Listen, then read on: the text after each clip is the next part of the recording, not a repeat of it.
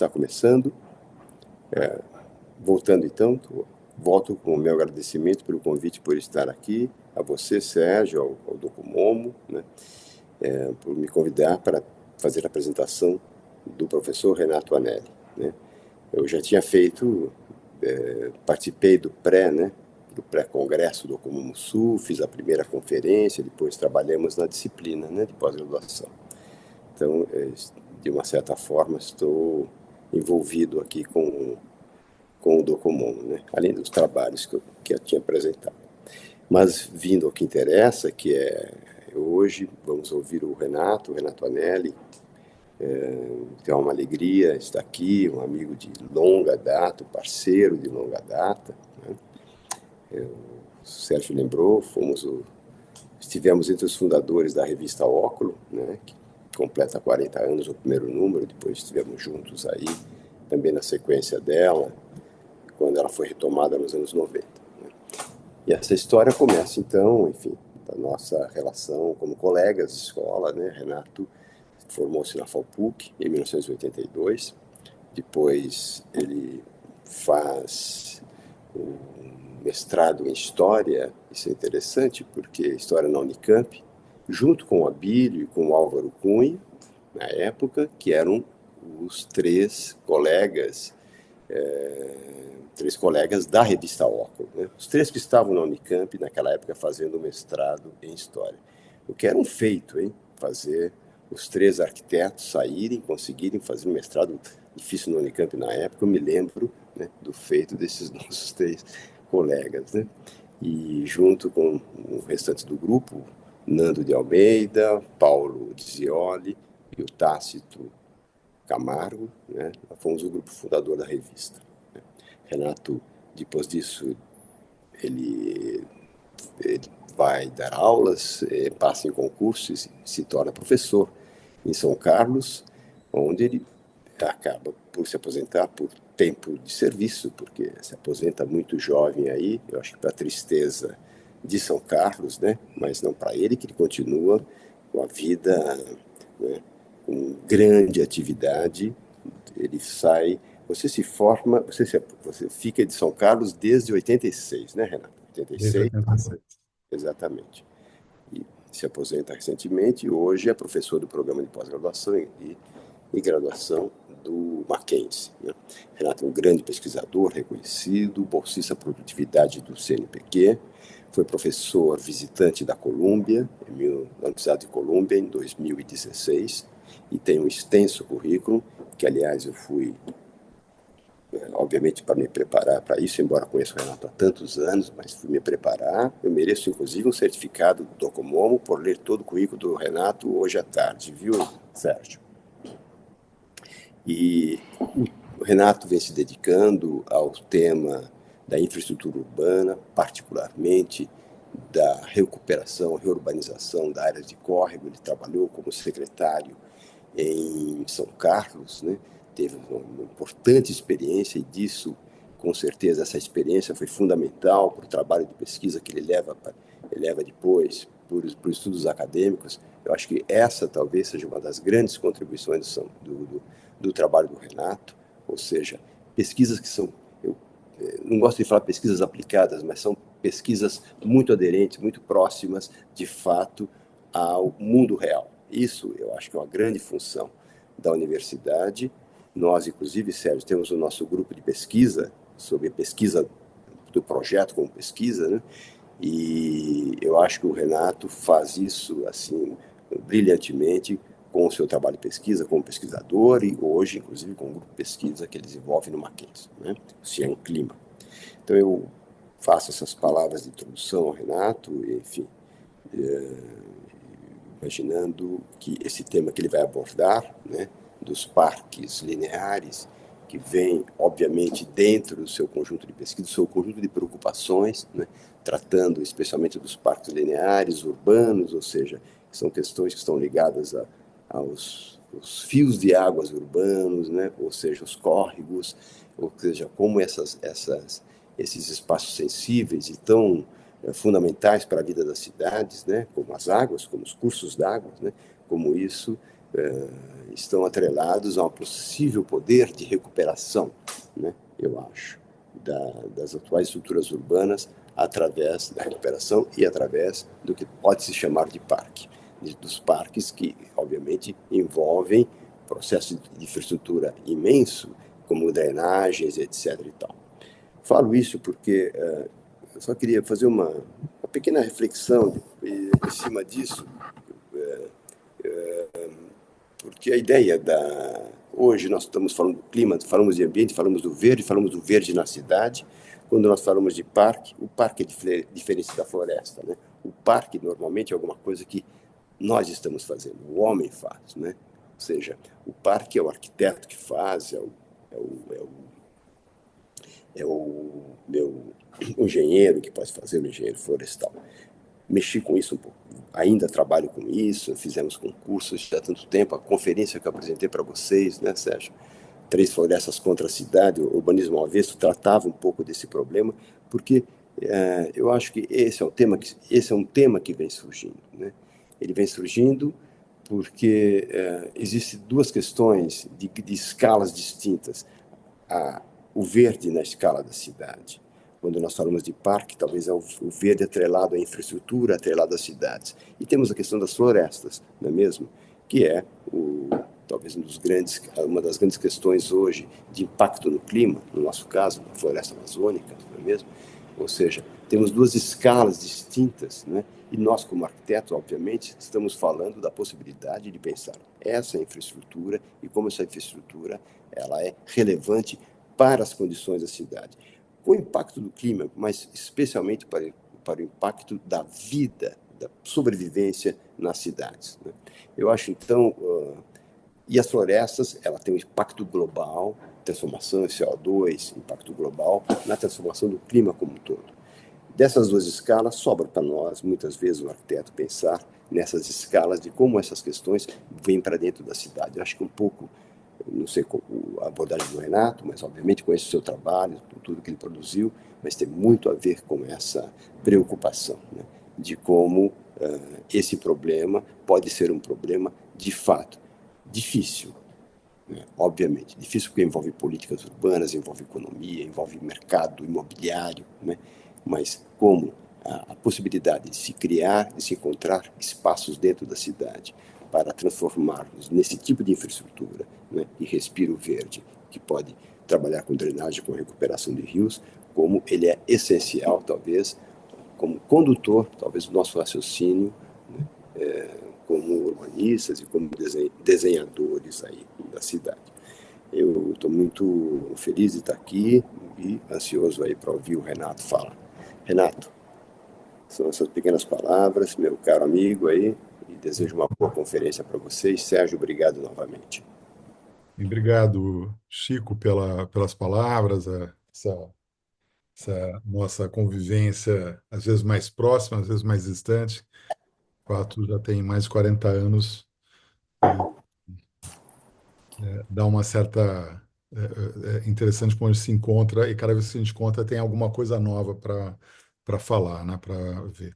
Queria agradecer, Sérgio, você, na sua pessoa, todo o grupo do Docomomo Sul, que está nesse evento.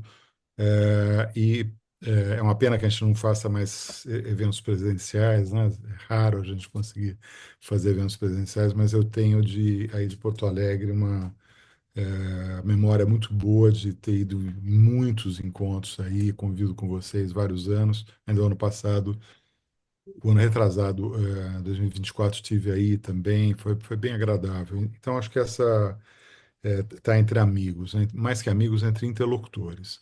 Então, esse momento, esse convite que vocês fizeram, me permitiu tentar fazer um pequeno esforço de atualizar algumas coisas que eu vinha pensando frente às últimas reflexões e atuações que eu tenho tido.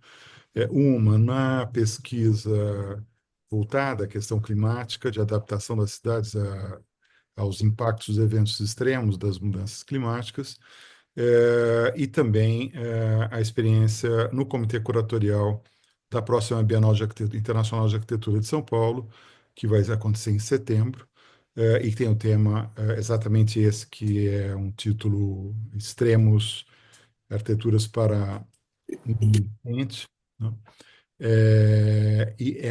Tem uns eixos, inclusive dois eixos, vêm bem ao encontro dessa fala do Chico, a nossa preocupação, que é reflorestar as cidades, desculpa, é proteger as florestas e reflorestar as cidades e conviver com as águas, né? Então, esses eixos, de 5 eixos, ecoam bastante essa nossa conversa aqui. Então, revisão no sentido de olhar para trás um pouco para essas experiências, passa, né, por esse ponto de vista atual, né, e por essa pesquisa que vem se acumulando. Eu vou começar a compartilhar, assim, a gente vai vendo figurinha enquanto. Opa, um pouco que eu não comecei a compartilhar, eu só fiz a.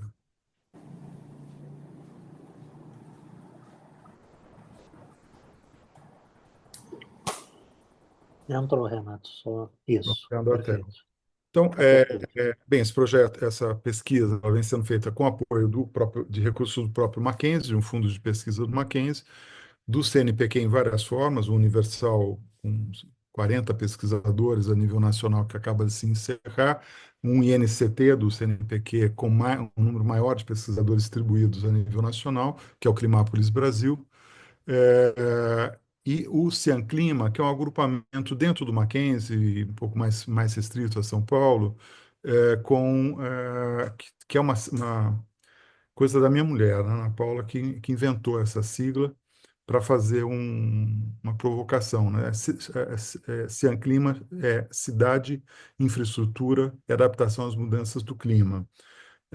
E apareceu essa questão do Cian, que eu acho que faz a gente repensar um pouco o desafio de uma articulação internacional do campo da arquitetura, do urbanismo, do paisagismo, da infraestrutura, porque essa briga, essa luta pela sobrevivência, a gente não vai ganhar sozinho, isoladamente, ela tem que ser internacional. E a única experiência internacional bem-sucedida, que foi a da implantação do modelo de cidade industrial, com todos os seus prós e contras, que foram feitas as revisões posteriormente, é a única experiência internacional efetiva que nós tivemos de ter uma pauta, né?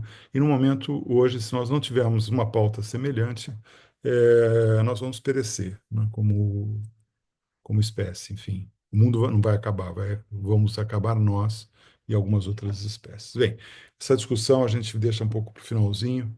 É, eu tirei como mote, eu até corrigi o título, depois eu falei, não é, tinha falado parques lineares modernos, inaugurando a pauta ambiental no Brasil, mas não é a pauta ambiental, é a pauta ambiental contemporânea. Tá? Eu acho que coloca por dois vieses, né? O dessa equipe multidisciplinar, fantástica, né? Que vem fazer o projeto do Parque Ecológico do Tietê, contratada pelo DAE, Departamento de Águas e Energia Elétrica de São Paulo, após uma série de estudos urbanísticos para o Vale do Tietê, nessa região do Alto Tietê, de São Paulo para Montante, né? E veja bem, entra aí o Roberto Bulemax e o Assis Absaber, né, que coloca, e tem outras pessoas, outros ecólogos também, parte de hidráulica, o Aaron Cohen nessa época na EMURB, né, na empresa municipal de urbanização. Então, isso dá uma certa importância para o tipo de trabalho que é feito, e isso se tornou tema de uma pesquisa de mestrado de um orientado meu, do Alexandre Leitão Santos, que infelizmente não mora mais no Brasil, nem está na carreira acadêmica, e a gente pôde descobrir uma série de questões desses projetos para o Tietê, que são posteriores ah, ao plano de avenidas, primeiras obras de retificação, canalização do rio em São Paulo, né, no trecho urbano de São Paulo.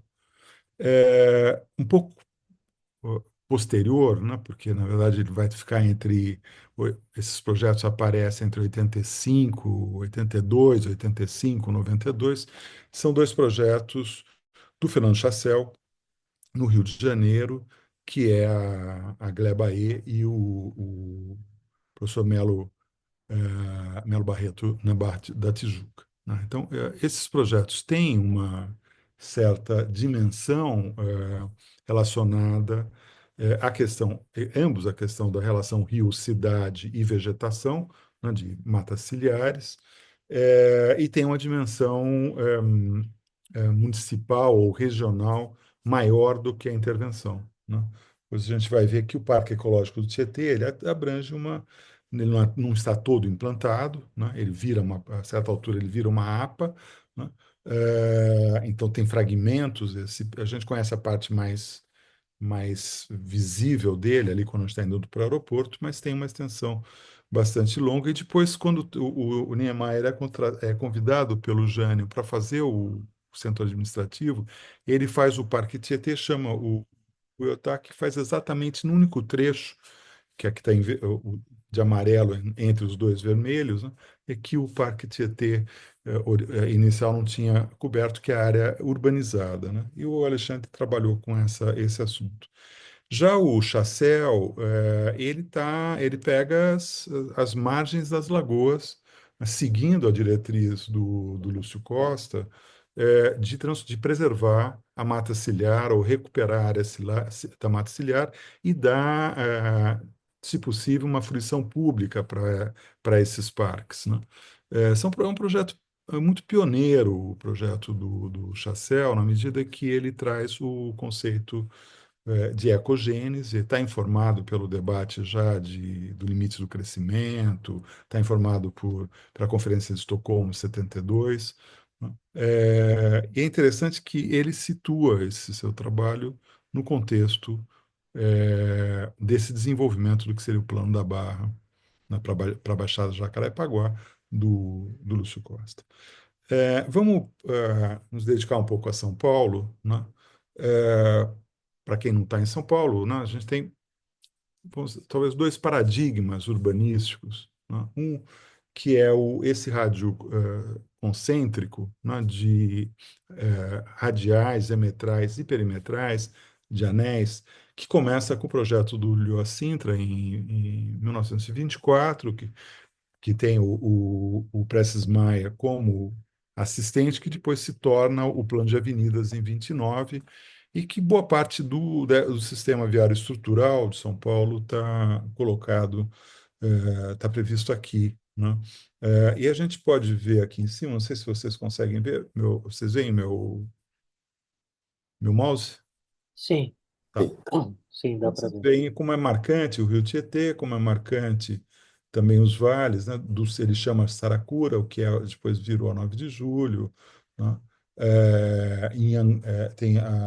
Tem uns desenhos que ele vai chamar de Inhangabaú, enfim, ele coloca alguns lugares, nomes dos córregos, só que de uma forma geométrica, conceitual, né? Que vai corrigindo um pouco essa geomorfologia.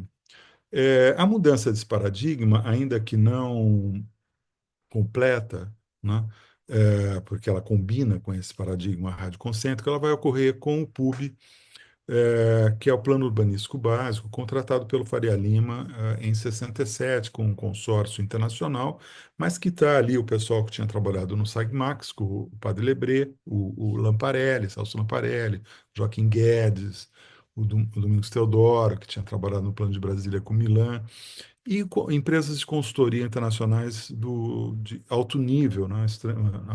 Todas elas norte-americanas, e nomes importantes do urbanismo daquele momento, como o Francis Violisti, que é o cara que fez estudos sobre cidades latino-americanas nos anos 30, 40, e está presente nessa. Então, está longe de ser um plano tecnocrático, como normalmente a gente acusava, né? Ele tem uma percepção de uma perspectiva de desenvolvimento. Ele não é participativo também, não é bottom-up, não estamos em plena ditadura quando está sendo feito esse plano. Então, não é, né? Mas ele tem uma qualidade de reconhecimento e ele vai combinar uma malha de metrô que já vinha sendo desenhada a partir do plano de avenidas, usando ainda o sistema radial, que depois muda, né? E uma malha de vias expressas no sistema de grelha ortogonal, que vai ser pauta dos anos 70 dos projetos, de alguns projetos, né, nos 60 e 70, que vão ser importantes aqui para nós. É, o que interessou para nós foi o plano urbanístico do Vale do Tietê, do Jorge Wilhelm, né, que é desenvolvido entre 66 e 67, né, e que propõe uma estrutura que, de uma certa maneira, vai tentar adaptar, realizar de modo mais próximo à realidade essas grandes ligações norte-sul, né, de longa distância para vias expressas, combinando com é, as situações locais. Então, vocês vejam bem, isso são avenidas, né, são novas avenidas que elas não têm, algumas delas não têm conexão com a Marginal Tietê colocada, passam direto, outras têm, né, ele controla essa relação e vai contornando, né, agrupamentos ou vegetais, paisagísticos, ou culturais, Freguesia do Ó, vários bairros, né, e se estende, né, pelo Tietê para a direção de Montante, né. Aqui o anel rodoviário, mais ou menos onde ele está hoje, Jacopêssego, né, o centro da cidade está aqui, né, 23 de Maio, Avenida do Estado. É, isso tem vamos dizer, pensando essa dimensão do urbanismo, né, vai colocando programas, vai inclusive situando programas que estavam já em discussão pela prefeitura, ele é contratado pela prefeitura, né, e vai inclusive já prevendo o Parque do Anhembi, né, onde ele foi construído, que faria parte, seria, vamos dizer, um dos usos recomendados. Eu acho interessante, aqui são as travessias, né, a ideia das travessias, um certo tipo de urbanização, né, é, com grandes agrupamentos, quase que um esboço aqui já de projetos de auditório, centro de convenções, e essas marcas, essas vias expressas sendo essas pontes, né, marcando, criando um ritmo junto com esses trechos urbanos. Então, o que ele propõe, né? Ele aceita a marginal encostada no rio, praticamente, mas ele propõe juntar alguns restos ainda de vegetação nativa, na vegetação dos meandros, e desenhar um parque sinuoso que vai se alternando com esses centros de bairro que são que ele pensa tem uma reflexão ambiental para esses no sentido mais não de funções apenas, mas de um ambiente urbano, formando. A gente poderia até chamar unidades de vizinhança, mas eu acho que não se aplica aqui. Então vai alternando, né? Um lugar está o parque verde, aqui área verde, né, de um lado, do outro está do outro, e vai se alternando esses centros de bairro de acordo com. Isso também é um esquema teórico, né, Helena? Não é um projeto para implementação, né? E esse projeto se estende, né, para a Zona Leste, né, criando, reconhecendo quanto mais a leste, as áreas para parque, ultrapassando já as áreas de uso industrial existentes ou previstas, né, ali da região de Guarulhos, Cumbica, né, a norte, no limite norte da cidade de São Paulo.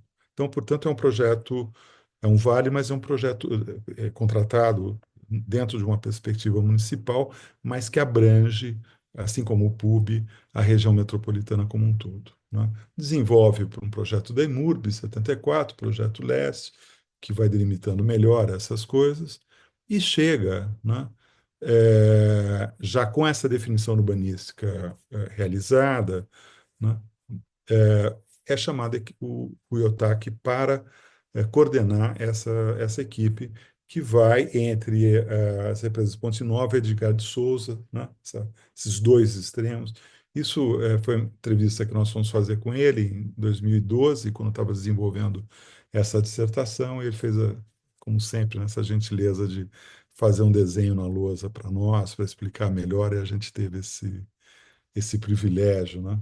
É, mas é interessante pensar, né, que estamos aqui com as regiões centrais, a expansão, esses núcleos urbanos, daí colocados para a expansão até próximo Nós já estamos falando aqui das cidades indo em direção à cabeceira, né? Nós não estamos falando apenas da região urbana de São Paulo. Então, aqui a equipe, né? De novo, os que eu já mencionei, o Aaron Cohen, o William Max, Assis Absaber, o Helmut Troppmeier, o Tundiz, José Galizia Tundiz, colega meu lá de São Carlos, do Departamento de Hidráulica, importante ecologista. Bem, aqui para a gente ter um pouco uma dimensão, isso é do livro do Abílio, organizado pelo Abílio, sobre o Ryotaki, né, Romano Guerra. A parte normalmente que a gente tem mais conhecimento é essa, né, que estamos próximos do aeroporto, mas ele vai se estendendo, né, vai se equilibrando, não exatamente com a continuidade que se pretendia no projeto, né, mas ele tem uma extensão gigantesca, né? Quando nós pensamos essa relação, né, entre o começo aqui na Edgar de Souza até as barragens próximas às cabeceiras, né, as nascentes, a gente está falando de 112 quilômetros de extensão. Né? Quer dizer, se isso tivesse sido implantado como concebido, a gente teria algo de proporções pouco usuais até para hoje, onde o discurso ecologista está muito mais presente, mais forte, né? E parte disso foi implantado como parque, parte como APA. Esses desenhos dele, que aparecem na publicação do parque, lá logo a primeira publicação, né, do catálogo, é muito claro no definir os processos, né? Quer dizer, primeiro, não emparedar o rio, né? Óbvio, e a criação, o afastamento dessas vias, ainda considerando que estavam em áreas ainda pouco urbanizadas ou não urbanizadas, né? E estender para criar o parque entre a lâmina d'água e as rodovias, as marginais ou rodovia. Entendendo que esse rio aqui, ele era um rio, na verdade, assim, porque era uma área de extração de areia. Então, cheio dessas cavas, desses poços, né? Tanto a montante da região urbana como a jusante também na região de Tamboré, né? E muitos deles já até agrupados, já formando lagos, né? Então, ele propõe, de fato, não aterrar tudo, né? Aterrar uma parte apenas, e refazer, né? Agrupar, mantendo ainda essas áreas escavadas num grande lago, né? E depois, algumas lagoas, né, que vão se formar, vou mostrar isso mais na seção, que permitem que a água de nascentes limpas que vem da cidade, né, ou semilimpas, pudessem eh, ficar próximos das pessoas, né, sem a poluição forte do curso principal do rio, né. Distribui, então, que são esses pequenos meandros ou lagoas totalmente isoladas, tá? E distribui vários núcleos esportivos, né, ao longo aqui de São Miguel Paulista até Guarulhos, né, que é a Barragem da Penha,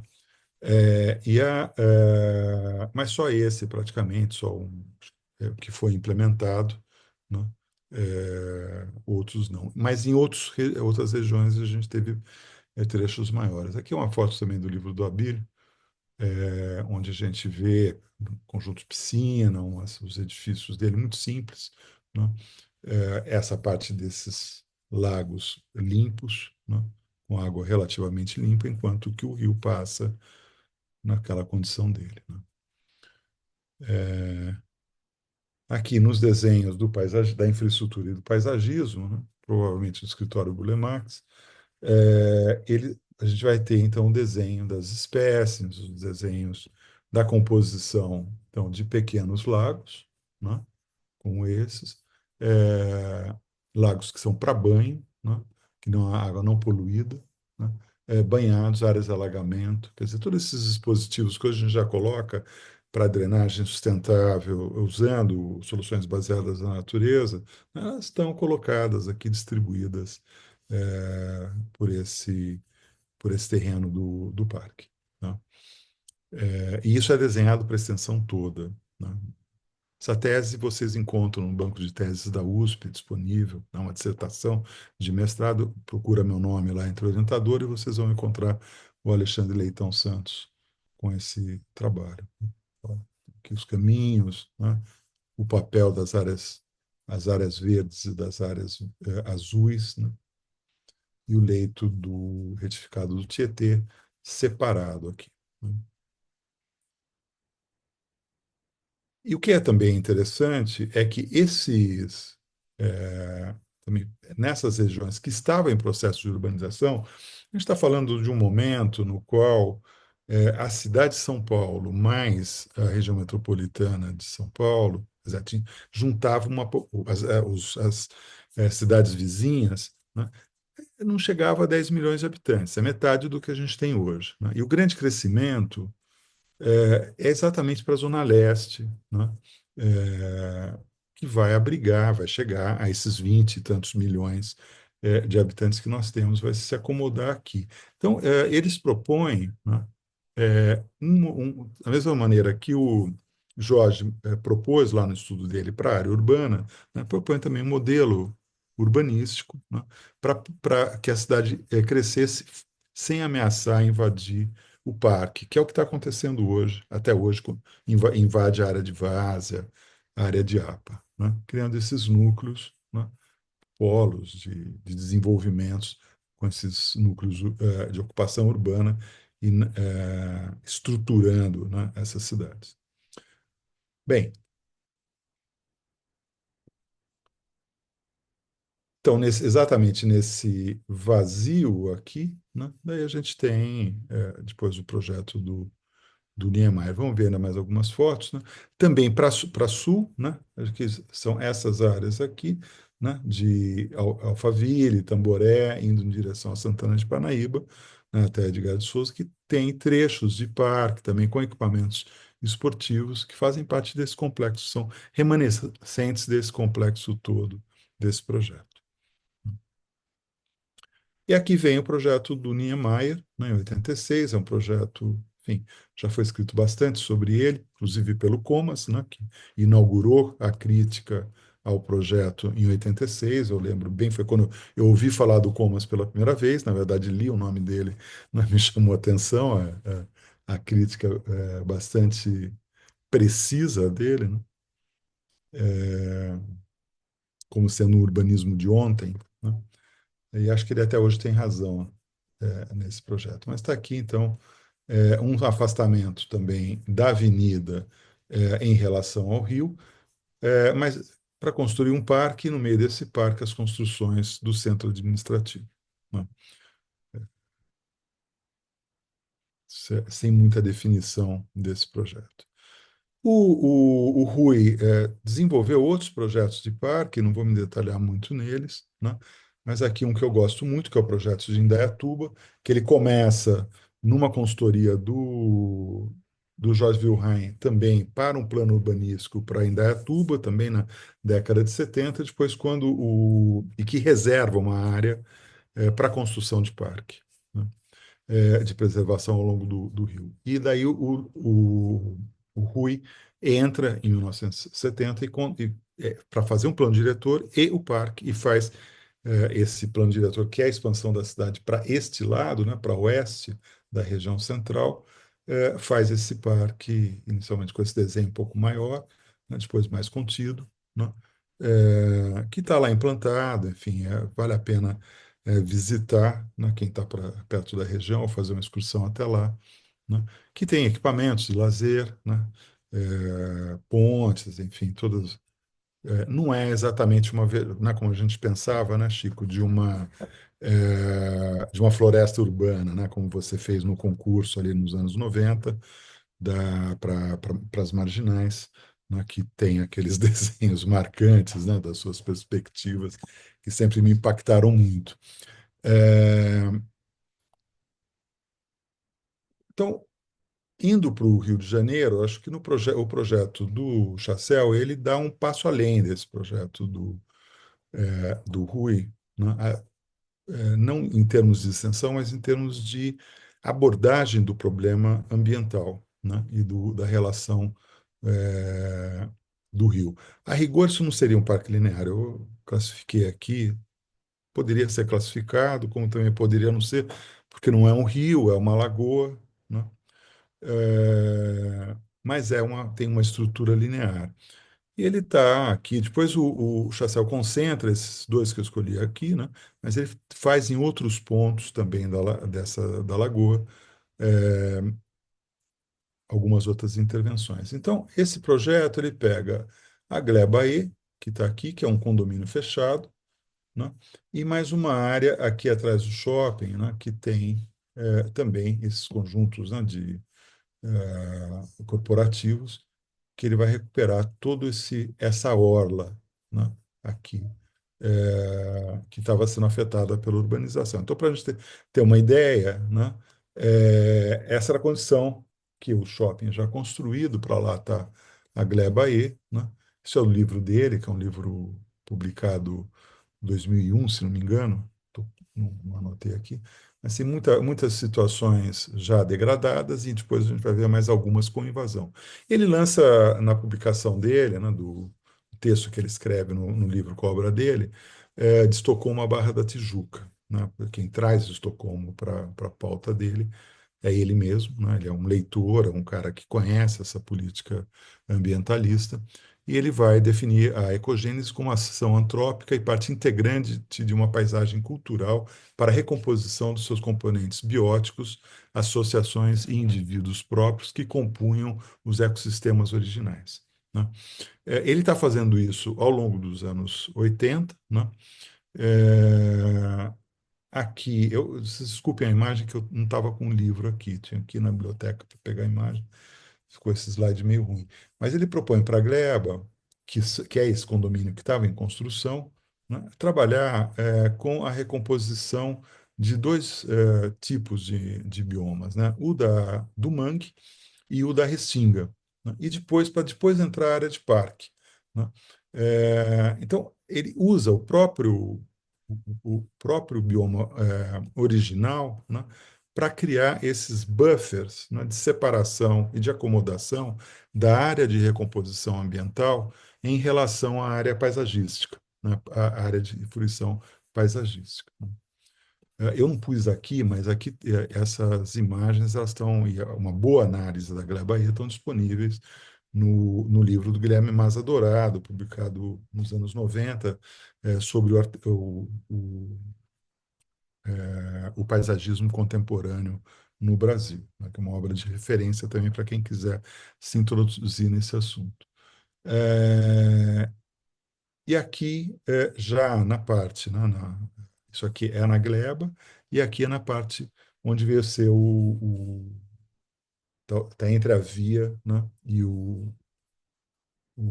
a lagoa, né, que estava ocupada por pesqueiros, enfim, e entrou o Ministério Público, né, e a Justiça para remover essa população, reassentar, as próprias construtoras fizeram esse processo, e veja bem, né, há uma reconstituição do terreno, né, quer dizer, é uma reconstrução do terreno e não apenas um plantio de árvores. Né? Então, é uma visão que precede ao que a gente chama hoje de soluções baseadas na natureza, mesmo o termo infraestrutura verde, que ficou mais em voga nos anos 2000, não existia, não sabia muito como dar nome para isso. Né? Se falava isso em renaturalização, né? Mas ele assume isso como sendo uma paisagem cultural, né?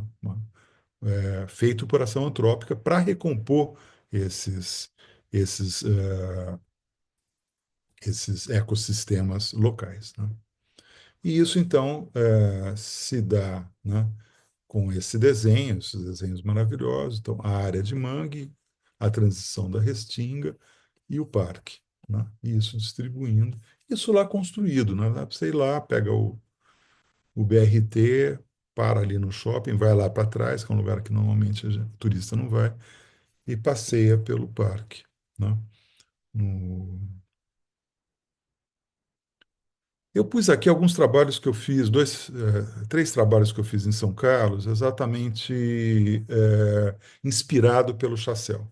Né? A gente tinha acabado de assumir a prefeitura, a gente tinha que tinha por uma decisão judicial, fazer uma recomposição de matas ciliares, e também uma mudança no plano viário da cidade, que estava em ampliação, e eu fiquei responsável pela coordenação desses projetos, junto com o Ricardo Matucci, que era o secretário que fez a parte de um termo de ajustamentos de conduta. Ficamos 5 anos negociando projeto por projeto com o Ministério Público, e ali eu coordenei a equipe da prefeitura, mais o pessoal contratado, vários ligados à universidade, e outros que já ex-alunos, né? Então, são muito rapidamente. Então, a gente tinha esse tipo de avenida aqui, né? Deixando 6 metros, não, um canteirinho de 6 metros e o canal de concreto, e a gente conseguiu desapropriar essas áreas por valor de APP, um valor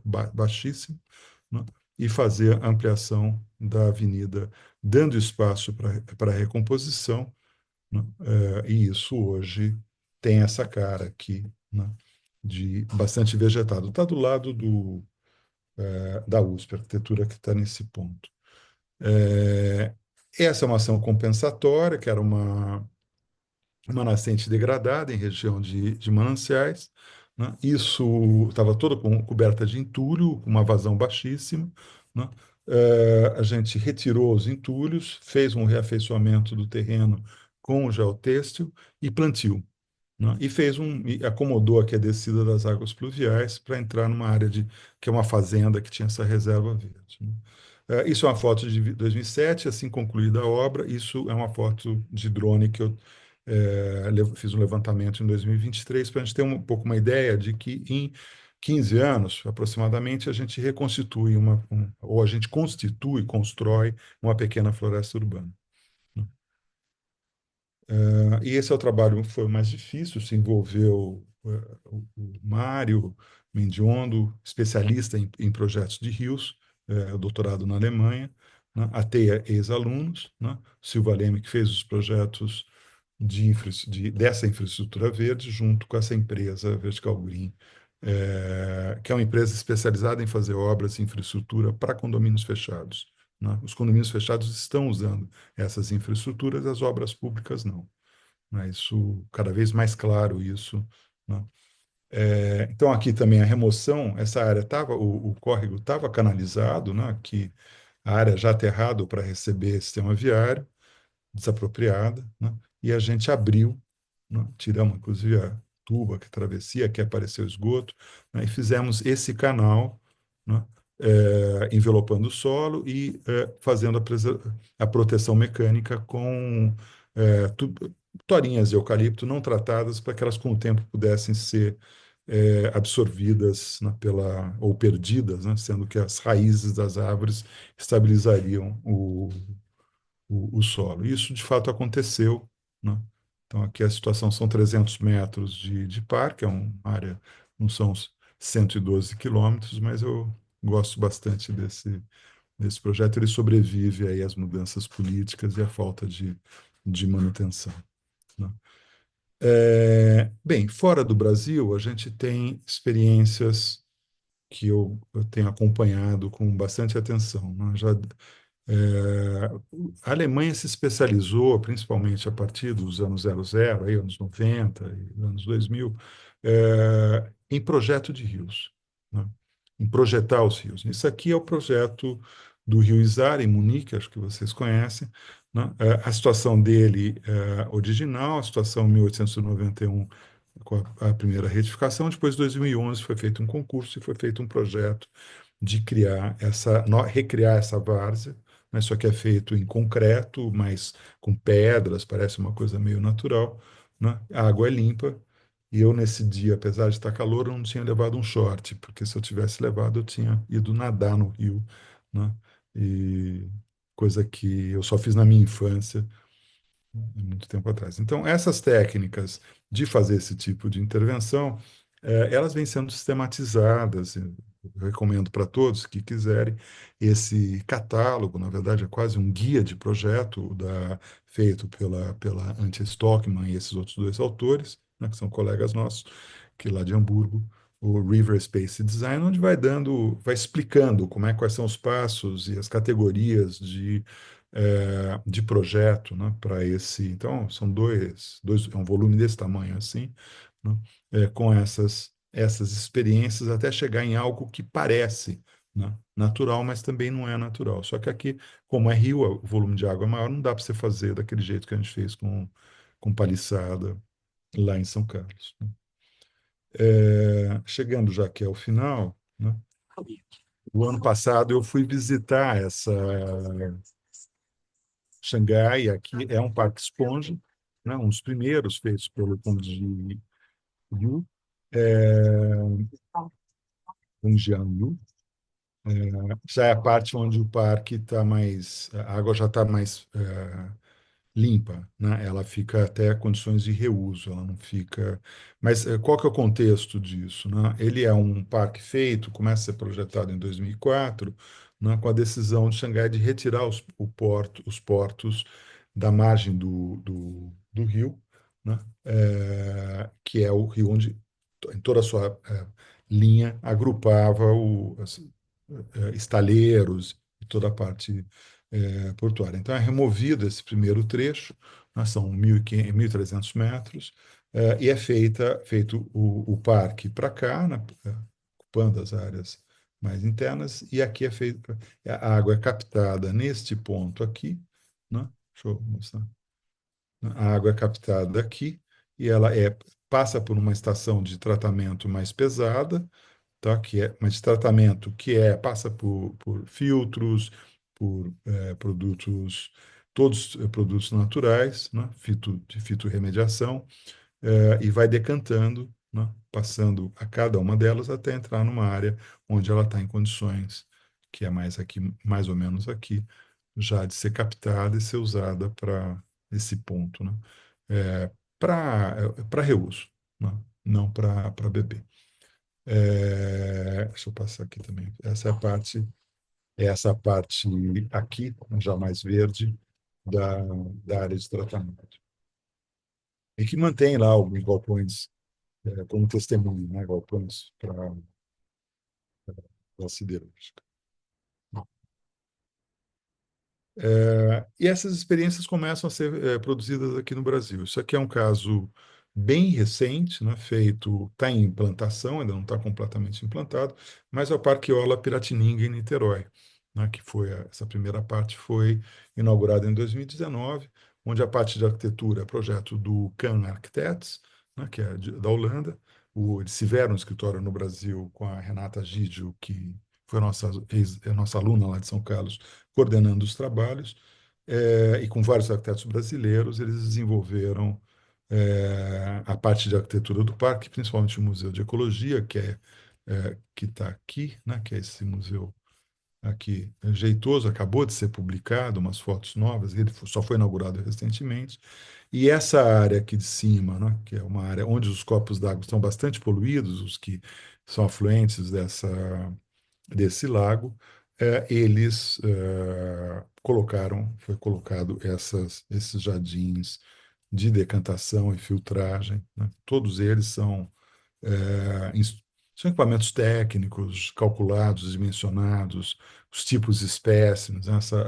A Fit Restore, que era uma empresa francesa, saiu do Brasil também, mas formou todo um grupo de técnicos, né, com expertise para desenvolver esse tipo de projeto aqui no Brasil, sabendo quais espécimes, qual o desempenho de cada espécie no tratamento das águas, né? Então, ele é um parque jardim filtrante e de fitorremediação. E aí, uma última palavra sobre o ano passado no Rio Grande do Sul. Quer dizer, a gente acompanhou bastante daqui, né, no nosso grupo de pesquisa. Fizemos, inclusive, tem alguns professores que têm parentes, né, são de Porto Alegre ou de cidades mais do interior, né, e vieram dar um depoimento para nós, né, discutir um pouco como é que estava acontecendo. A gente ficou descobrindo coisas realmente impressionantes, né? E essa dimensão, né, que eu eu acredito que vocês saibam bem mais do que eu sobre isso, né? Mas esse tamanho, né, da inundação no Vale do Jacuí e para cima, rio acima, né, nas montanhas, região de montanhas, região da planície e região de Porto Alegre, teve três comportamentos bem diferentes. Porto Alegre, sem dúvida, se o dique tivesse funcionado, estivesse sendo mantido, tivesse funcionado, a inundação não seria tão grave, né? Ou nem teria, talvez, né? Mas para o restante, essa escala de inundação, eu arrisco a colocar essa pergunta, né? É, tem algo do que sabemos poderia ter evitado esse desastre, né?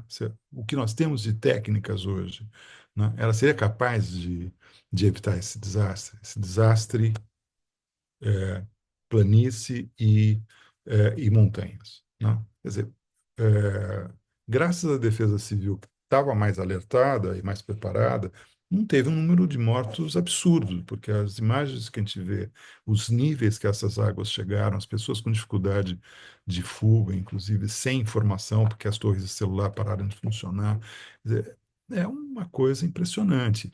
E toda a ideia de que não, eu abro alguns metros, né, dos dois lados do rio e não ocupo, e com isso eu estou protegido, não, eu levo 4, 5 metros de altura, né, a ocupação aguenta as enchentes. Uma situação dessa eu acredito que não estaria. E principalmente nas regiões dos vales, encaixados, né, na serra, essa situação foi muito mais crítica, com semelhante não apenas levando não apenas as áreas urbanizadas, mas as áreas de mata de florestas e plantações, né, que a rigor não estariam protegidas. Mas isso é um fenômeno que está acontecendo, aconteceu nas Serras Cariocas, aconteceu em Minas, aconteceu aqui no Rio de Janeiro, aqui em São Paulo, no, em São Sebastião. Então, a pergunta de fato talvez a gente tenha que levar mais a sério a mitigação, né? Ou seja, a redução das emissões de gases de efeito estufa, porque se continua no ritmo que estamos, né, não adianta nada a gente fazer as adaptações, porque em 10, 20 anos elas vão estar superadas, né? Porque o nível de a intensidade de chuva é cada vez maior dentro daquilo previsto, e principalmente dentro daquilo, mas aquilo que estava previsto para 2040, né? Caso a gente conseguisse chegar em 2030 com 1,5. Nós já passamos de 1,5, né, graus centígrados acima da média do período pré-industrial. E toda a dinâmica que gera o caso, vocês devem ter visto isso muito mais, muito bem, com mais atenção até do que eu, né? É de escala global, é um movimento continental de temperatura do oceano, de massas úmidas, de estacionamento de ilhas de calor aqui na região sudeste, e ficar um mês ali chovendo naquela intensidade, né? Quer dizer, não é algo que se dá por um problema da superfície daquela região, superfície terrestre naquela região. Ela é algo que, de novo, a gente precisa. Eu passei a ler com mais atenção e dedicação aos relatórios do IPCC, principalmente esses últimos, que são, mesmo sendo resumos para policymakers, eles são desse tamanho, né? Para entender melhor qual o papel nosso, arquitetos urbanistas, paisagistas, engenheiros, né, para contribuir na reversão desse processo de aquecimento, né? Por último, eu vou fazer aqui não, a propaganda, né? Então, isso é tema da Bienal de Arquitetura. Vocês entrando no bienaldearquitetura.org.br, vocês encontram o site novinho, faz uma semana que ele foi lançado, com as chamadas não apenas para os concursos de escolas, Internacional de Escolas de Arquitetura, mas também chamadas abertas para trabalhos, propostas de oficinas, atividades, performance, enfim. Tem uma fórum de debates também, estamos montando sessões para o Fórum de Debates tem um formato mais científico, né? Então tá lá, vocês entram lá no site e vão poder participar da Bienal e a gente dá uma continuidade dessa discussão por lá, né? Muito obrigado, gente. Não sei se eu passei muito do tempo, mas estamos às 8 horas, acho que está mais ou menos. Está ótimo. Super obrigado, Renato, pela conferência, muito oportuna, mostrando aí exemplos, ensinando muito, também organizando informações, né? E nos ensinando muito aí sobre esse tema que, desde o começo ficamos falando, é absolutamente presente, né, nas nossas pautas aí. Eu proponho aí, vou ver se tem alguém com, com questões. Eu não estou com todo mundo na tela, viu, Sérgio? Né? Nós estamos aí com a imagem do Renato e eu não sei como nós podemos fazer aí para identificar se alguém levanta a mãozinha, alguma coisa assim, para nós identificarmos alguma questão. Ou Eu se, fa... ou se Não, vem pelo chat, você poderia, talvez, Sérgio? isso. Eu faço o controle aqui. Já temos o Hugo ali se inscreveu. Então, tá E bom. qualquer outra questão, ou levantando a mão ou pelo chat, eu vou encaminhando a fila. E aí Então, eu tá, passo para o Chico. tá ok. Bom, vamos ouvir então o Hugo. Acho que o Hugo está inscrito, né? Depois a gente. Isso. Pois não. Hugo, com a palavra aí. Boa noite. Boa noite, Boa noite, pessoal. Hugo. Boa noite, Hugo. É, não, Renato, obrigado pela sua apresentação. É, é, fazendo questões diretas, né? Bom, primeiro, eu acho que você, obviamente, você não vai nunca destacar devidamente o trabalho de São Carlos, quando você era secretário. Essa experiência, bom, eu estava lá também, né? É uma experiência extraordinária, numa escala em que os benefícios são de tal ordem e que aquilo é como se aquilo sempre tivesse existido lá. E eu acho que isso é um trabalho que é realmente valioso, que, enfim, você muito discretamente aborda. Eu tenho uma observação e, na verdade, duas perguntas, mas eu faria só uma. A observação é sobre o Parque Melo Barreto. O Parque Melo Barreto, e a minha pergunta seria também sobre a Gleba Emas, né? Deixa para lá, porque não vamos tomar muito tempo. O Parque Melo Barreto, que você observou, que tinha então uma ocupação anterior, né, que exigiu reassentamento, é preciso detalhar um pouco mais. Eu tive muito contato com o Chassel, né, e eu visitei essas áreas com ele, e essa área que virou o Parque Melo Barreto era ocupado, eram ocupações irregulares, é, contrariamente ao estereótipo que gente pobre que ocupa essa área. Não, era ocupado por gente muito rica, Uhum.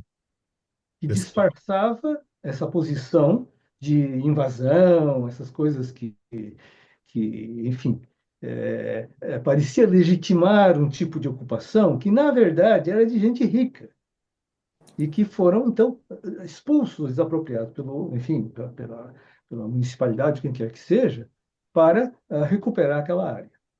Então, isso é um pequeno pormenor que eu acho que vale a pena chamar atenção, porque Uhum. aquela área da Barra da Tijuca era ocupada por gente rica, que ocupou aquilo irregularmente e disfarçou essa situação, e, no final das contas, aquilo virou o Melo Barreto. Então, esse é um ponto. Minha dúvida era se existe o que aconteceu com a Gleba E, que aquilo lá não tinha nada construído nos anos 90, nada, nada. Era só o parque, ou os jardins, né? Que era dentro desse princípio da ecogênese, que era a reconstituição, vamos dizer, natural, entre aspas, né? Do manguezal. E naquela época, no início dos anos 90, isso já estava acontecendo e era um parque muito bonito, pelo menos muito bonito até porque não tinha nenhum prédio construído. Uhum.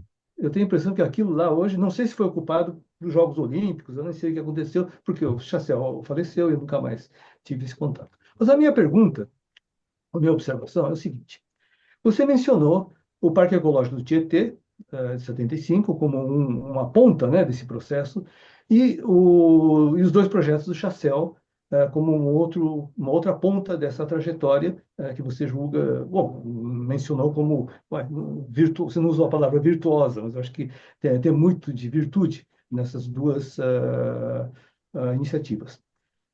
Como você situa, neste mesmo período, o conjunto de obras de parques que o Jaime Lerner fez em Curitiba? Ah, tá. E, considerando que hoje se fala de cidade esponja, né? Bom, o Lerner inventou cidade esponja quando ele fez o parque, que é para o parque Champiriguina. Bom, não me lembro. Aquele parque que acompanha a rodovia, né? Como uma grande área de expansão não, desculpe, uma grande área de extravasamento do rio, e Uhum. ele eliminou, por bem ou por mal, toda forma de ocupação, sobretudo era então ocupação de população mais vulnerável, para evitar que essas enchentes ou as cheias dos rios, e não só desse, mas enfim, de várias áreas de baixada, não provocassem vítimas, né? Agora, isso o Lerner, isso é o princípio da cidade esponja, que o Lerner já tinha feito isso nos anos 70, 80, e agora dizem que os chineses inventaram a cidade esponja. O que você acha? Bem, vamos primeiro por partes. De fato, a Gleba-E, ela virou um condomínio de prédios de luxo, né? Então, ela não tem. Eu li tem uma Documomo de 2016, tem um trabalho interessante online da Miriam Mendonça de Campos Curado, que é do ProURB da UFRJ, que explica um pouquinho o desenvolvimento nesses anos. Porque o que eu conhecia do livro do Chassel, quer dizer, da obra do Chassel, era a partir do livro, né, que é 2001, se não me engano, de ter feito uma visita lá, mas sem acompanhamento dele. E depois foi você que levou ele para São Carlos, né? Aquela, em 2002, 2003. Foi quando eu. Sim, eu que levei o Chacel a Foi, São não, Paulo. foi ótimo. Aliás, foi uma sequência de curso ali com palestras maravilhosas, Mande e tudo mais. Mas, Esse livro também tem uma pequena introdução minha, que hum, cortaram os parágrafos finais. Então, parece que tem um texto que começa e não acaba. É um inferno, enfim, uma então coisa. você fica me devendo de mandar os parágrafos finais, que eu fiquei curioso. Mas eu acho que tem uma diferença de timing disso com com Curitiba, né? Eu acho que Curitiba, se a gente fosse abrir, eu não ia ser uma palestra só para Curitiba aqui. Eu acho, poderia ter feito uma menção, é bom você me alertar. É, de novo, também Curitiba, vamos lembrar que Curitiba o trabalho do Lerner sai do projeto da Serete do Jorge Wilhelm, né? Então, tem vários conceitos ali, eu nunca cotejei os dois projetos, tem gente que já fez isso. Mas valeria a pena também entender se já não está presente no trabalho do Jorge, a proposta dos parques. Em Dayatuba está, né? E aqui também no Vale do Alto Tietê também, no Vale do Tietê também está previsto, ainda que não seja exatamente as áreas, mas o conceito, né, da presença dos parques. Então, aí entra outro, isso são trabalhos em equipes amplas, enfim, que vai, desenvolve, implementa e sai nunca do jeito que você projetou, mas de algum jeito que tem algum resultado positivo, né? Então, o mas acho importante, sim, colocar Curitiba. Tem vários outros casos de parques lineares projetados nos planos do Serfal, feitos na FAO, né, nos anos, começando anos 70, que não foram implantados ou parcialmente implantados. Tem o Código Vieira, que o Mancha trouxe para a Ribalta lá nos anos 90, na exposição na Bienal também, que passou a implantar esses tipos de parques. Então a gente tem o que eu quero dizer com isso tudo, e acho que você tem razão, a gente entra no debate internacional sobre a relação cidade-rio, né, com o repertório próprio, que a gente não presta atenção o quão importante, o quão grande ele é, né, quão importante e inovador ele é no momento que ele foi construído, né? E a gente acaba importando algumas ideias que são boas também, né? Quer dizer, qual que é o mérito? Foi legal porque eu coincidiu uma ida para Xangai e aí eu consegui uma entrevista com o Jean. Primeiro é que ele faz ele propõe um sistema e propõe uma política pública, né? A gente aqui propõe formas, propõe projetos, mas não tem uma política pública. Lá é política pública, tem plano quinquenal de cidade-esponja, de adaptação das cidades para fazer isso.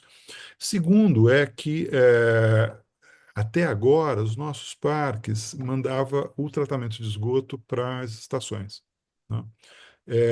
E eles fazem o tratamento dos efluentes, das águas sujas, no parque, nessas wetlands, de uma maneira que seja possível, né? Então, isso também o pessoal Woze, lá da Holanda, que é uma pessoa que eu tenho acompanhado, o trabalho deles com a Índia, com outros lugares, também vem fazendo tem esse tipo, porque são também países que trazem a ideia de as águas juntas, né? Esgoto e drenagem juntos, e aí tem tratamentos nas saídas, enfim. Então, é interessante a gente prestar atenção ao que acontece nesse Parque de Piratininga, que é, de fato, um parque pioneiro, e está aparecendo agora um monte de projetos, tem vários escritórios hoje especializados nisso, né? Eu tive a oportunidade de participar aí nessa última fase como ativista, mas também como técnico do projeto do Parque do Rio Bexiga, antes da desapropriação, e a gente juntou, o Massafumi me chamou, por causa dos projetos que a gente tinha feito em São Carlos, que ele conhece, para compor a equipe, para ajudar a pensar nas formas de abrir o córrego ali, né? E aí eu e ele também eu indiquei o pessoal da GEASA, que trabalhou nesse projeto da Orla do Piratininga, lá em Niterói. Então, teve também ali foi bastante interessante a colaboração. Isso vai ser incorporado no edital do concurso de projetos, que vai ser um concurso pelo IAB de São Paulo, né, contratado pela Secretaria do Verde e Meio Ambiente. Então, eu acho que a gente talvez a experiência de São Carlos tenha sido importante para mim, no sentido de entender que um arquiteto é capaz de entender a técnica necessária, não para reproduzir a técnica, mas para incorporar essas técnicas da infraestrutura no processo de projeto, né, para poder conversar com mais propriedade, com engenheiros, com agora biólogos, especialistas né, em usar a vegetação nesses processos, né? Então, acho aí sim. Eu com São Carlos tenho um certo trauma com essa, porque a gente fez 3 gestões. Eu não fiquei na prefeitura, depois fiquei como consultor, e fizemos coisas incríveis. Elas estão lá.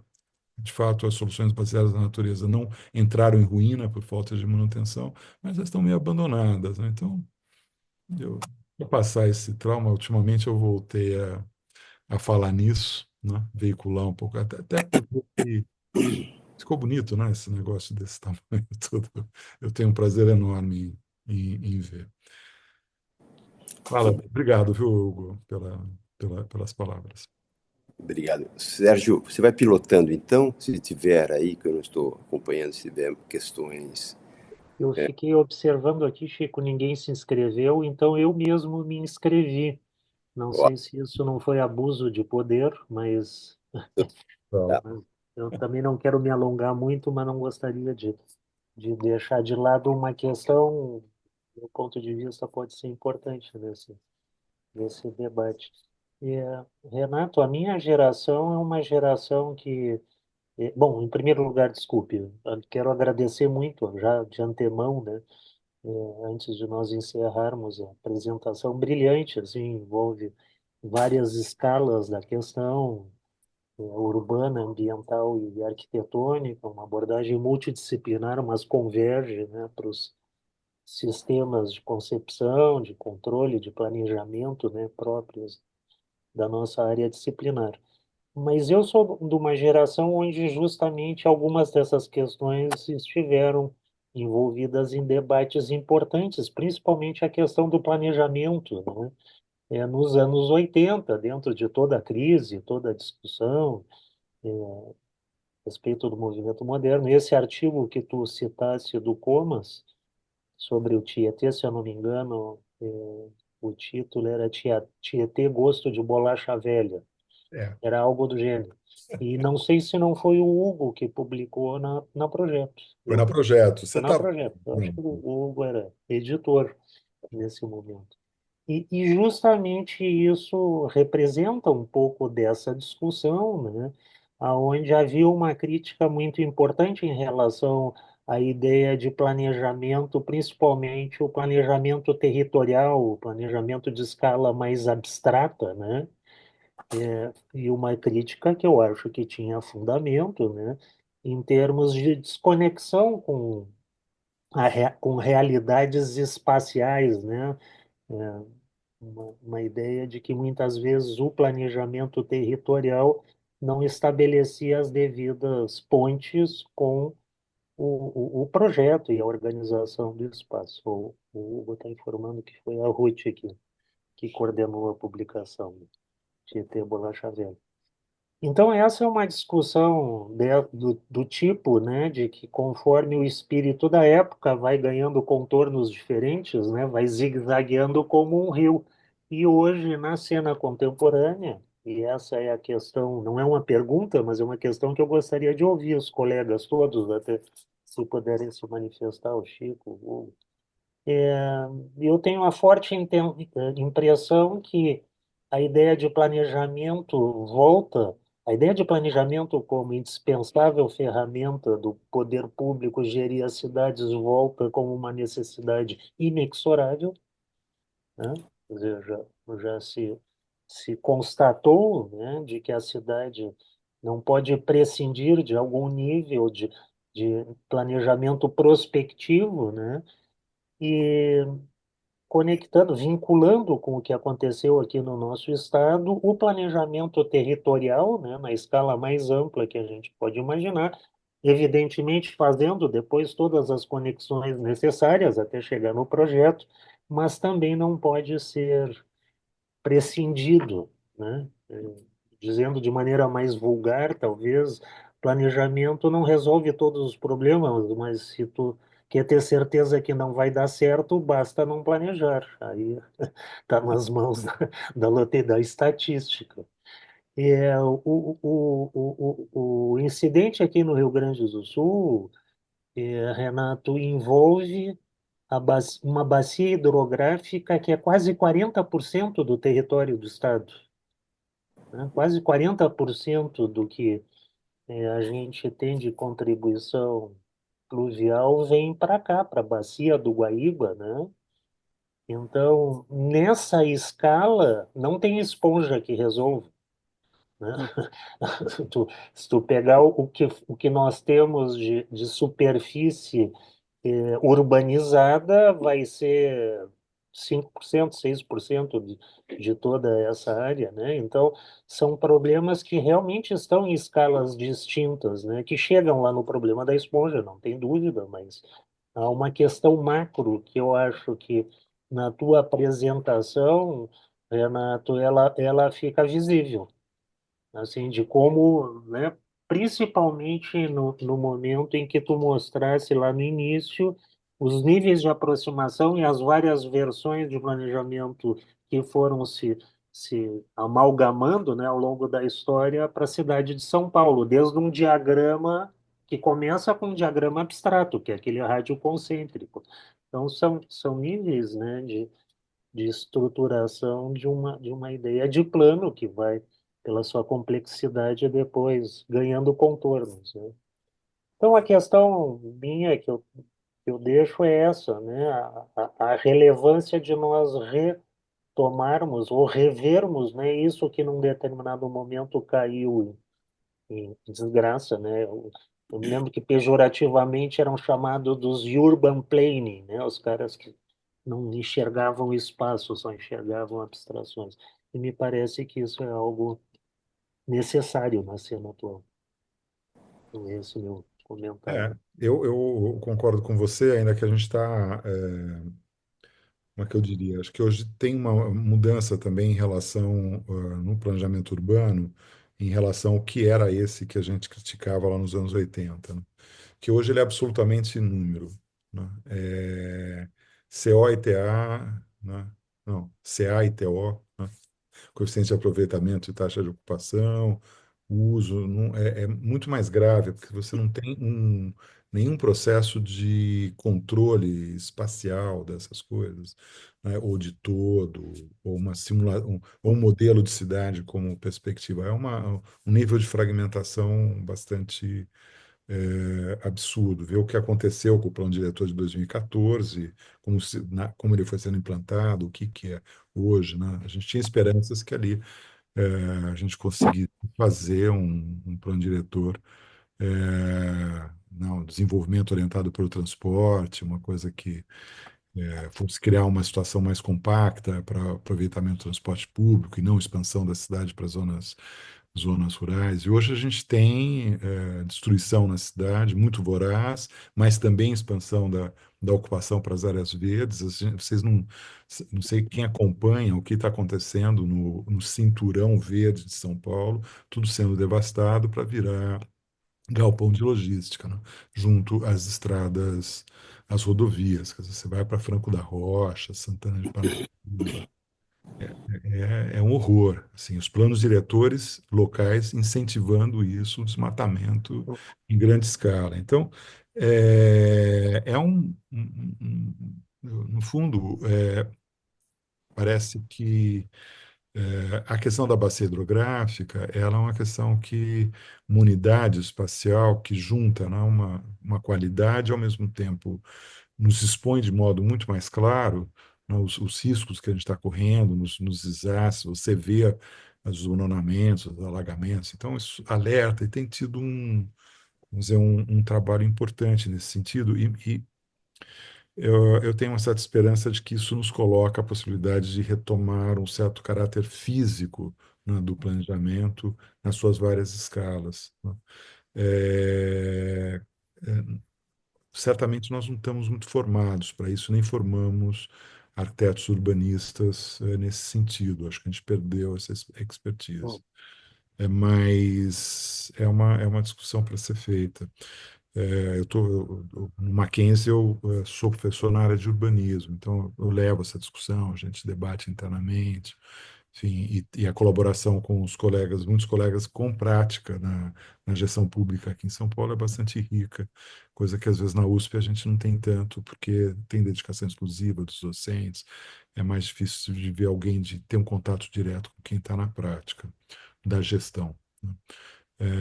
Enfim, é um caminho aí para enfrentar. A Bienal coloca essa perspectiva. Então, nos núcleos curatoriais que nós estamos montando, tem um que é dedicado a essa questão dos parques, né?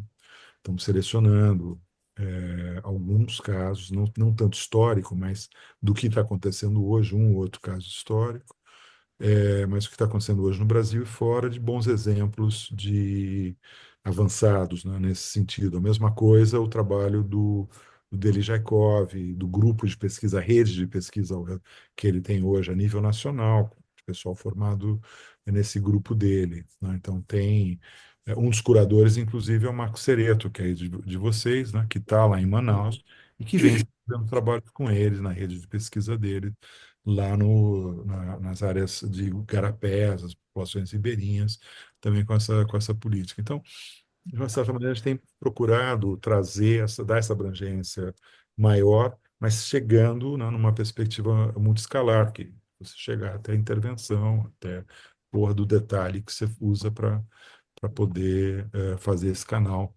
funcionar e, ao mesmo tempo, ter vegetação. Então, isso enfim, coisas que ainda me animam. Hugo levantou a mão. obrigado, Renan. Hugo, Voltando, Sérgio, à sua questão, eu acho que não é que não exista planejamento. Existe muito. Toda cidade no Brasil, de um certo porte, tem que ter um plano diretor. Existe o Estatuto da Cidade. Talvez a pergunta seja: que tipo de planejamento? Dois, quem está planejando? Três, para quem se planeja? Veja, vocês, Sérgio, Porto Alegre, eu acho que tem um exemplo incrível. dessa dificuldade de saber quem, como e para quê. Veja, por exemplo, o que aconteceu, o que acontece, né, na zona do Porto. Quantos concursos houveram? Concursos não, houve concursos, houve decisões das prefeituras, do governo do estado, brigando um com o outro, e houve aquela grande concorrência internacional que o consórcio espanhol ganhou, e finalmente, por circunstâncias quase que sobrando, desculpe-se, entre aspas, quase que sobrando, o Jaime Lerner consegue fazer a Orla do Guaíba. Agora, nunca faltou planejamento, nunca. Agora, para quem se faz esse planejamento? E quem faz? Essa discussão do plano diretor de São Paulo, para quem se faz esse plano diretor? Eu acho que é mais ou menos claro, embora muito disfarçado, né? De fazer, vamos fazer estúdios e lofts disfarçados de habitação social. Tudo isso é planejado, tudo é feito. Claro, isso é tudo planejado. Não tem erro, isso é planejado. Essas coisas não acontecem por acaso. A diferença é que para quem você está planejando e quem se beneficia disso. Então, não é que não exista planejamento, existe muito. E essa coisa está rolando muito bem para alguns que mandam no sistema de planejamento no Brasil. Aí a questão de certa forma, da relativização da boa técnica, né? Em prol de outros interesses. Sim, talvez os arquitetos usem sua boa técnica para fazer coisas que, enfim, não acabem em benefício ao coletivo da cidade. Mas, enfim, isso é uma longa discussão, deixa Não, para lá. eu sei disso. Sérgio, Chico, faz favor. Tu é que manda aqui, né? não, você que manda. Não, A gente só obedece. tu tá com bastão, Chico. Eu queria então aproveitar aí que voltar ao tema do Renato aí, do Parque Linear, porque envolveu esse debate da política e o domínio do mercado sobre, não é, sobre a cidade. Eu acho que é um pouco isso que está sendo discutido, ou seja, o que se o planejamento para quê, na verdade, no fundo, é esse, a perda de controle sobre a cidade, sobre o território da cidade, é porque a cidade vai sendo privatizada. Né? Ao ser privatizada, né, quer dizer, o que sobra. Mas eu queria só voltar, Renato, você apresentou alguns trabalhos aí incríveis, o seu mesmo, né, que estão ligados a uma espécie de quase que um resíduo, né, aquilo que sobra na cidade. Ou seja, quando a gente vem falar do parque linear, o que é essa linha na cidade? Essa linha na cidade ela está acompanhando um rio. Um rio, por exemplo, é onde a gente pode mais ou menos atuar, né? Por exemplo, se ele está dentro de um canal canalizado com concreto, ou às vezes ele nem é canalizado com concreto, mas ele é aquele riozinho que está perdido na cidade, aquele fio de água que mal se vê, às vezes enche um pouquinho, às vezes está seco e tal, mas ele funciona ainda como resíduo da urbanização. Então, me parece, eu me lembro porque uma vez eu estava, enfim, trabalhando fora em Montreal e convidaram um artista inglês lá no nosso time ali, e ele fazia um trabalho interessante para a cidade, sabe? Uma coisa de formiguinha, passear pela cidade, ele via rachaduras na calçada, então ele com os alunos plantavam, né, umas sementinhas nas calçadas quebradas. Esse era o trabalho. Depois ele esperava, muitas brotavam, né? Então ele mostrava algumas fotos e passado um certo tempo do que ele fazia, né, ele ia estragando a cidade, as calçadas, mas ele ia enchendo a cidade, as calçadas de plantinhas. Cara. Olha, eu sempre pensei nisso, que um pouco a ideia do que sobra desses resíduos, né, ou seja, talvez é quase que um trabalho meio de aquele grãozinho que vai sendo ampliado e no total às vezes ele vai se constituindo como um todo, né? E talvez isso eu pergunto para você. Normalmente, sempre que nós estamos falando dos parques lineares, eles estão ligados ao curso d'água, quase 100% deles, porque é onde, na verdade, o curso d'água é o que estabelece, não é, essas linhas da cidade. O binário trem-rio, por exemplo, é um clássico, porque foi se instalar o trem nos vales, né, onde não precisava ter, por exemplo, relevos para atravessar a linha férrea, né? Jundiaí, por exemplo, que é a minha cidade natal, quando nós fizemos o parque, o Rio Jundiaí, o concurso para o Rio Jundiaí, no fundo a gente botou um trinário, um ternário, né? Porque o rio era um binário com o trem, né? E depois ele é engolido pela cidade. Mas, Renato, você teria uma visão otimista? Porque nós estamos falando em duas estruturas, você falou muito da emissão dos gases de efeito estufa. Claro, essa é uma das questões, essa é talvez a questão chave do aumento da temperatura, né, do planeta, né, e há índices, enfim, que estão, obviamente, saindo do controle, né? O Sérgio sabe bem, a Mayra tem estudado muito isso, né?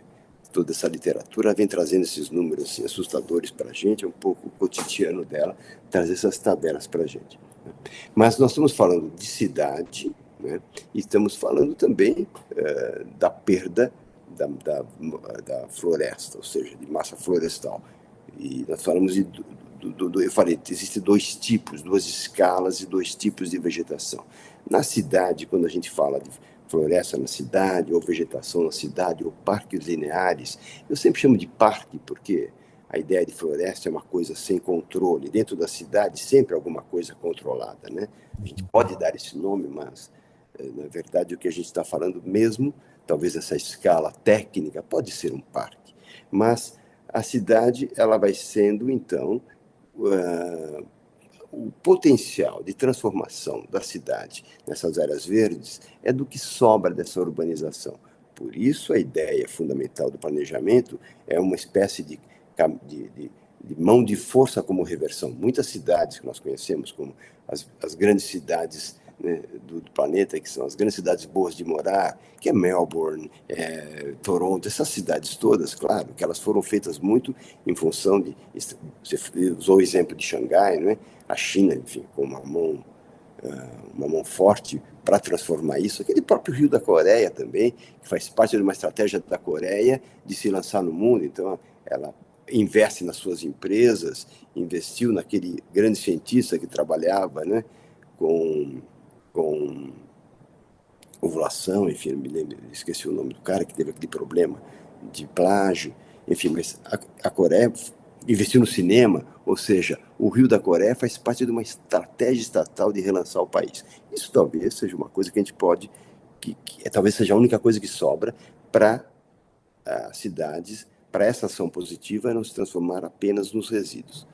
Você acha, por exemplo, você conhece exemplos de estruturas vegetais que são significativas, como o parque linear, que não sejam ligadas a córregos, por exemplo? Olha, aí tem todo uma, vamos dizer, um repertório de projeto na área de drenagem que envolve uma multiplicidade de dispositivos, né, e que espalha esses dispositivos pela bacia hidrográfica. Então, você, de fato, é uma tarefa, você impermeabiliza a bacia inteira e vai querer que naquela nesguinha de terra, de calçada do lado do rio, você vá conter a coisa. Daí você faz o quê? O que, virou moda agora pela CIURB, né, já há algum tempo atrás. Piscinão grande não dá mais, então eles pegam uma praça que está cheia de árvores, cortam as árvores e fazem um piscinão de 40 metros de profundidade, cobrem, né, com concreto e diz que vai ter um verde em cima. Não vai, né? Quer dizer, vai ser uma graminha, olha lá. Então, tem uma. Mas por que que eles fazem isso? Porque não tem outro espaço para distribuir dispositivos. A gente tem para mim, o que me alertou muito como um exemplo assim, bem desconhecido fora dos Estados Unidos foi Austin, que por causa de ter passado nos anos 60 e 70 por uma crise de vossorocas monstruosas, né, teve que adotar uma política de recomposição dos cursos d'água, dos terrenos, muito avançada. Então, é uma cidade incrível, no meio do Texas, aquela coisa conservadora, tem uma política ambiental fantástica no que se refere às águas, né? Outras são várias situações na qual você espalha esses dispositivos. O Parque Esponja, o que ele tem de interessante, o conceito, né, de Estado Esponja, Parque Esponja, é a distribuição dos dispositivos de retenção e absorção e filtração pela bacia, né? E aí você está num lugar, quer dizer, a China é um país no qual a terra é pública, né? Você não tem que desapropriar a área, quer dizer, ele faz uma concessão para o privado construir, né? Mas a propriedade é pública, como em Brasília e na área do plano piloto. Então, é assim, você tem uma possibilidade de intervenção de outra ordem, né? E principalmente nas cidades novas que eles estão construindo. Então, o que que eu até com uma orientada de mestrado, eu publiquei no ano passado no Vitruvius, no Arctexus, um texto sobre exatamente isso. Quer dizer, você tem um instrumento da cota ambiental, só que ele não é planejado, é meio aleatório, cada um faz o que quer, tem uma conta numérica, você não sabe como é que essa. De novo, as fórmulas, tudo é fórmula, nada é projeto, tudo é fórmula, né? E aí você não tem um planejamento dessas retenções feitas nos lotes, né, nos empreendimentos, de bacia. Você tem, cada um faz, nem tem a informação para você poder saber qual é o impacto desses dispositivos na bacia. Então, acho que tem uma questão aí de ainda muito tem bastante técnica para a gente trazer para cá, né? A gente tem visto também tive na Índia também tem parceria com o pessoal da área, aí são engenheiros, né? Pessoal de drenagem, de Chennai. A gente está aprendendo, trocando experiências também nesse tipo de cidade que é a cidade não europeia, cidade do sul global, que é bem diferente do receituário do receituário europeu, tamanho, formas de ocupação, né? Agora, para a mudança climática, tem uma pauta enorme de desafios, né, na produção, né? É nas cidades que 70% dos gases de efeito estufa são produzidos, né, porque é onde está a produção industrial concentrada. A produção de materiais se você começar a calcular o ciclo de vida, emissão de carbono, tudo isso tem que entrar na conta, né? Então, para nós, tem muita coisa para se desenvolver. E o Parque Linear, de fato, ele é quase que uma obsessão brasileira, né? Porque acho que fora do Brasil, nessa discussão, se pensa já a unidade de planejamento da bacia hidrográfica já há um bom tempo. Tá ok. Ótimo. Obrigado aí, Renato. Obrigado, Chico. Sérgio, eu acho que não tem mais questões, né? Podemos ir encerrando, Não, eu acho que né? senão vão nos cortar o microfone aqui, mas eu estou muito agradecido ao Renato, foi uma oportunidade tanto. Espero a gente ter chance de. Vamos sentar em algum boteco de frente para o Tietê, quando eu conseguir ir a São Paulo para dar Olha, sequência. para o Tietê não, mas para o Pinheiros está menos fedido. Eu Ah, convido, lá tem um restaurante que eu frequento que dá para a gente ir. tá combinado. Tá bom? Muito obrigado.